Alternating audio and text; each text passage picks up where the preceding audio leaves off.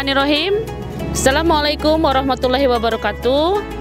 Alhamdulillahirrabbilalamin. Atas karunia Allah subhanahu wa ta'ala, sampailah kita di bulan Ramadan tahun ini, tahun 1443 Hijriah ya. Mudah-mudahan kita semua bisa menjalankan ibadah terbaik di bulan ini.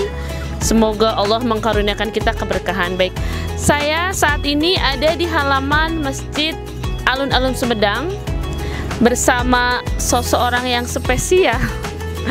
Siapa lagi kalau bukan Pak Abu Fahri ya, suami saya tercinta.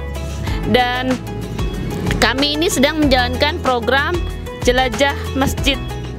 Nah, untuk program yang pertama kami memilih Masjid Alun-Alun Sumedang ini sebagai tempat gitu ya, program jelajah kami. Dan ingin tahu juga ya kenapa alasannya kemudian memilih ada di masjid ini. Kita langsung tanya saja sama Pak Abu Fahri.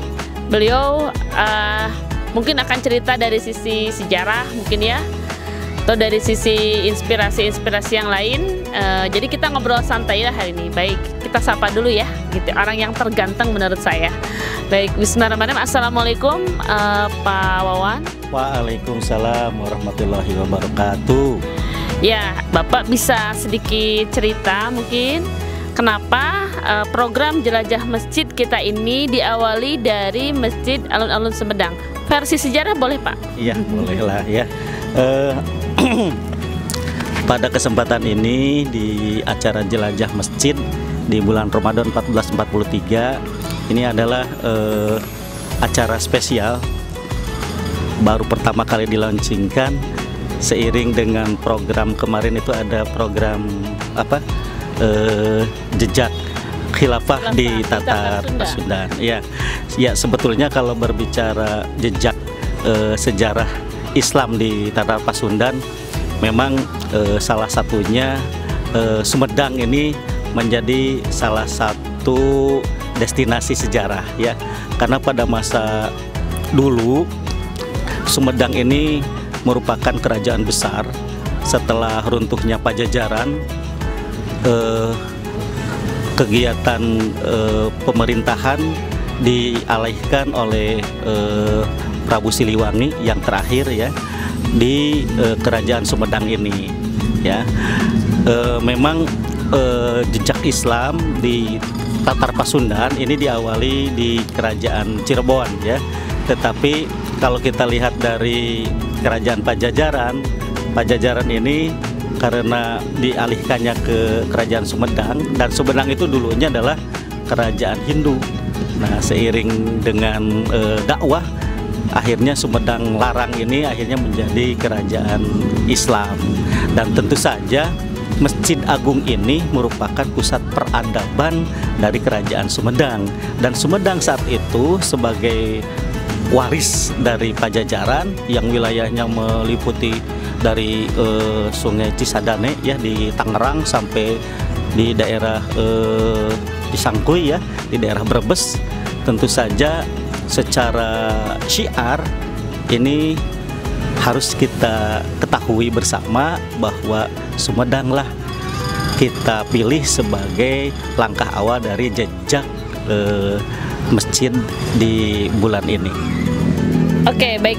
Tadi sudah kita dengarkan ya versi sejarah. Berarti bisa dikatakan ya Pak, kalau Sumedang ini gitu ya sebagai pusat peradaban dakwah Islam di Tatar Sunda pasca di taklukannya gitu ya kerajaan Hindu Pajajaran gitu ya oleh Banten gitu. Nah, jadi begitu kenapa kemudian program pertama jejak jelajah masjid ini ada di Kota Sumedang, karena memang secara sejarah kalau kita melihat kembali ya sejarah ke belakang, bahwa ternyata Sumedang Larang ini menjadi pusat penyebaran dakwah Islam pasca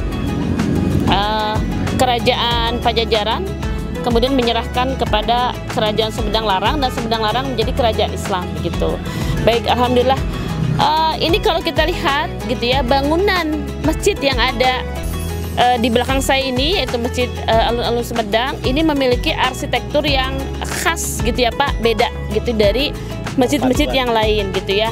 Katanya ada perpaduan antara arsitek lokal gitu ya dengan arsitek Tionghoa gitu. Nah ini tentu mengapa bisa seperti ini gitu ya, tentu ada sejarahnya. Mungkin bisa diceritakan sejarahnya gitu, seperti apa? Iya, ada beberapa versi. Salah satu versinya kenapa arsitekturnya itu ada perpaduan antara perpaduan Tionghoa dengan perpaduan lokal. Nah saat itu kalau menurut versi dari DKM sini ya, dari DKM Alun-Alun Masjid Sumedang ini mengatakan bahwa pada saat pembangunan masjid ini ada imigran dari Tionghoa ya. Biasanya para imigran ini nomaden gitu ya, bertempat-tempat ke suatu tempat dan suatu saat pindah-pindah gitu ya. Kemudian pada saat di Sumedang, pada saat ada pembangunan masjid ini, biasanya mereka itu suka